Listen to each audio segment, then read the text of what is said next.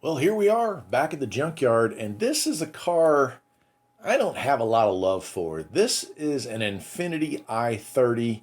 I like to think of it as the other Lexus, except Lexus makes good cars, or at least did in this era, where this Infiniti, which was kind of a rebadged, upscaled Nissan Maxima, it just wasn't all that great. And I'm going to probably step on some toes here and say that I'm still not all that impressed with them. The new stuff they're putting out, they've got a lot of engine issues.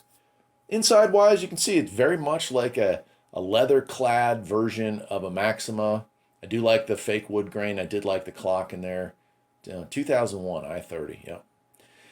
In the trunk here, I mean, for its era, this was going to have some fancy stuff. You can see that little box over in the corner there. That is a CD changer. And I mean, it was the era of big sedans kind of winding to a close. But I think out of all the cars, I'd rather have a Buick LeSabre from this era. A Lexus ES 300 or 330 would be a good choice.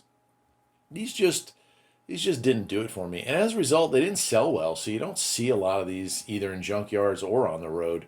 I don't remember seeing a whole lot of them even when they were new, to be honest with you. You didn't come into the shop much for repairs because you just didn't have them. But it's not a terrible car.